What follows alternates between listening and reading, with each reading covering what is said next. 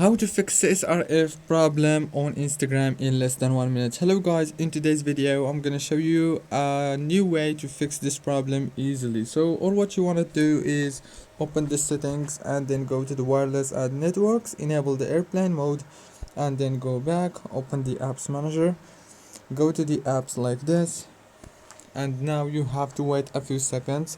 It will start loading the apps. Scroll until you find Instagram and click on it.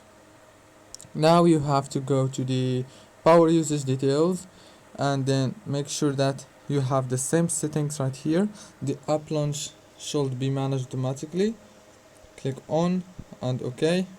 Make sure that the power consumption alert is enabled and then go back, click on storage, click on clear cache, clear data, and now go to the Play Store, search for Instagram and then update it from here by clicking on this option. After that you have to restart your phone or turn it on, turn it off and on again. That's it for today's video. Don't forget to like and subscribe.